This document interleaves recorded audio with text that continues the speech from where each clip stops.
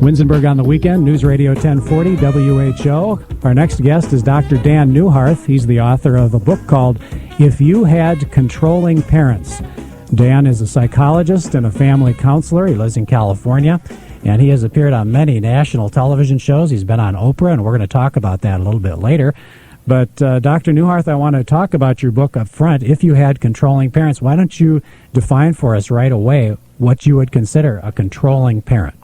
Well, a controlling parent is a parent who basically micromanages many, if not all, aspects of their children's lives, how they eat, how they dress, how they talk, what emotions are okay and not okay. And let me give you an example. There was, when I interviewed people for this book who are now adults but grew up with unhealthy control, one woman recalled how when she was 6, her mother put a sign on her back whenever the girl was out in public saying, "Don't feed me," because the mom was concerned that the girl, who was of normal weight, was going to gain weight. Wow. And that's an extreme example, but it also comes down to very everyday things that are sometimes very confusing to children when parents give mixed messages. For example, a father may say to his son, you know, you got to stand up for yourself like a man in this world, but don't ever stand up to me.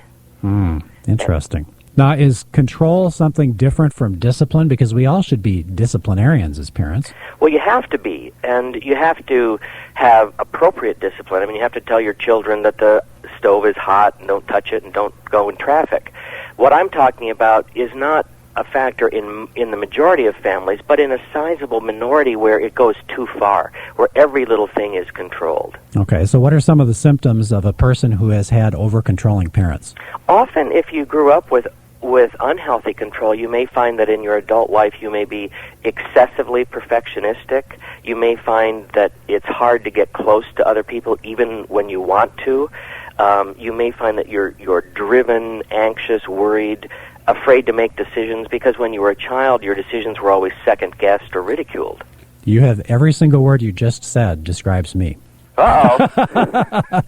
And I don't know what my parents are going to say about that. You have a little test in your book here that people can, when they buy the book, they can take this test, and you have 65 points, and I got a 36.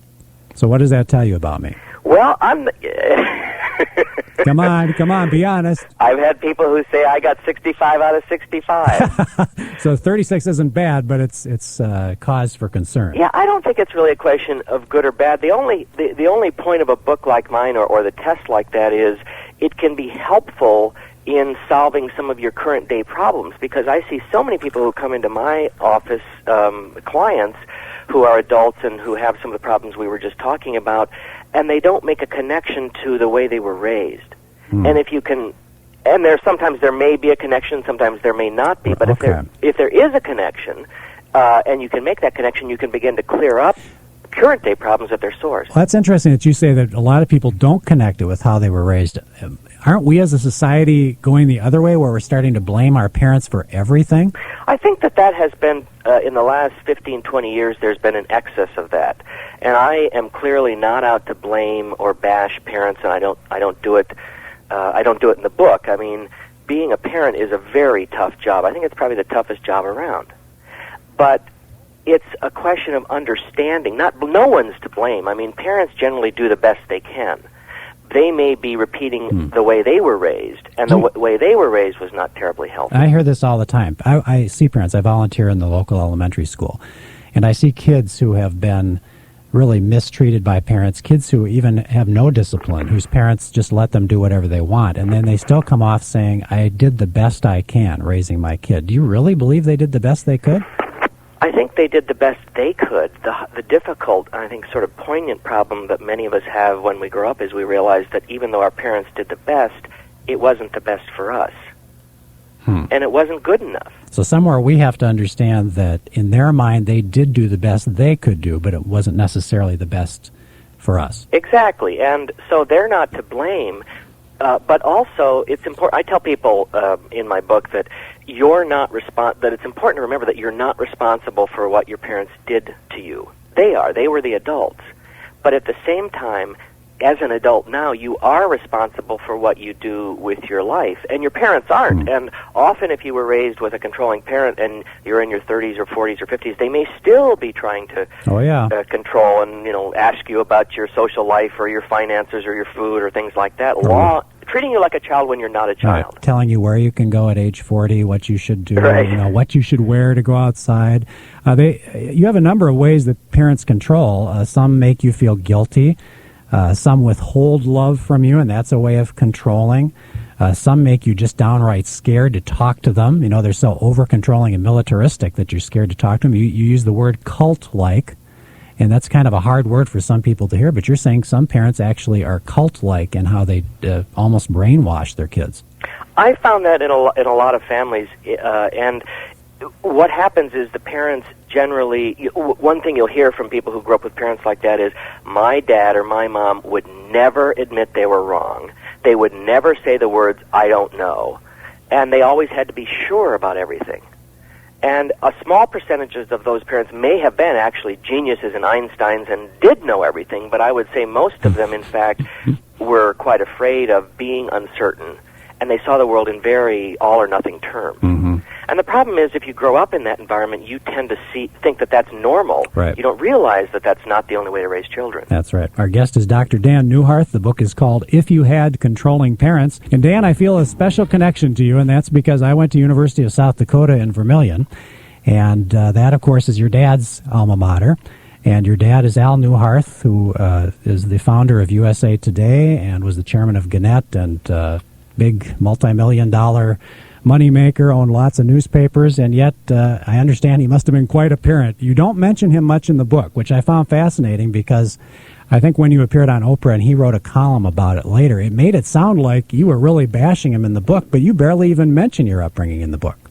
Yeah, I only said a couple things because the book was really based on the people I interviewed, and it wasn't. This isn't a tell-all about my life. It's not a mommy dearest, and we did go on Oprah together, and we sort of agree to disagree. We have a friendly disagreement in terms of how I was raised. I mean, there are some funny things about it. I mean, my dad ran our family like a corporation, and he would send us memos, my sister and I, when we were growing up, memos on the latest rules in the family. And if we wanted to see him on weekends, we had to schedule an appointment with him. Oh my gosh! And some of those things, they were pretty extreme. But I can laugh about those. But I think that the thing that I share in common with a number of people who grew up controlled is that there was a pretty tight rein in our family in terms of, you really weren't allowed to show tears or fears.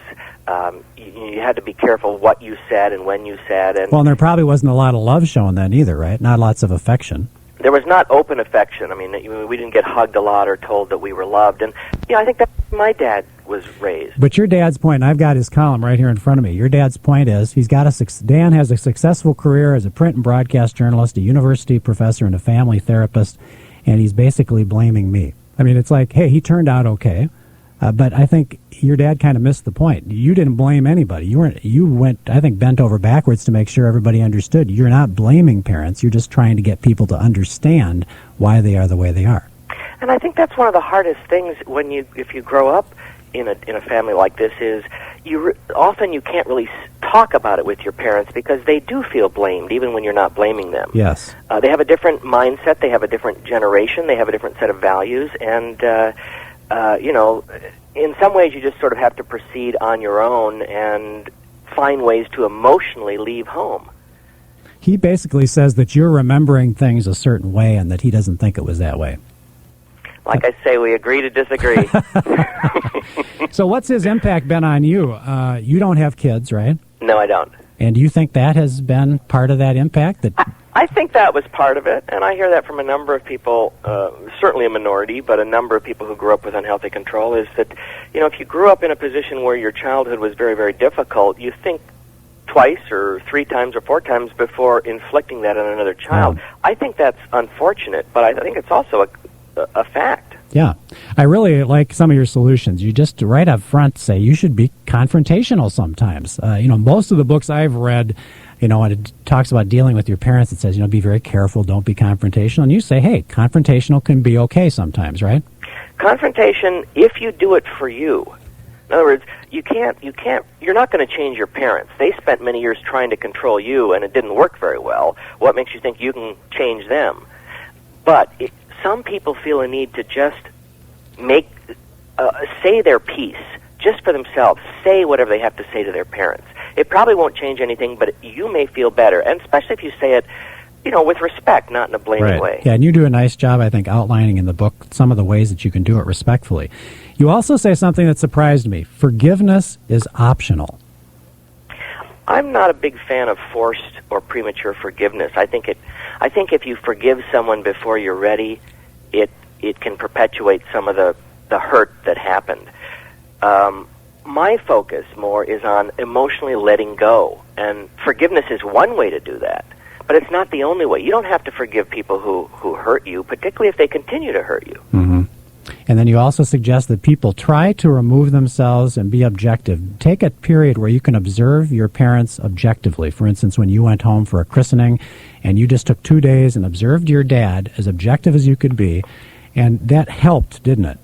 I went, this is about 3 or 4 years ago, and I went home and I decided to just simply count the number of times my dad said or did a controlling thing. And he lives in Florida, I live in California. I showed up, and within the first 5 minutes, I had counted about 15 or 20 things, just to myself. Now, how did that help you? Well, it made me, when you're there as an observer, you don't have to sort of fight or argue back or do anything, because anything that happens is useful information for you to learn from. Yes. And if you're there to learn, you don't have to get caught up in the emotional part of it. And it can also help the healing process, too, I think. Well, thanks so much for being with us, Dr. Dan Neuharth. The book is called If You Had Controlling Parents, on Winsenberg on the Weekend.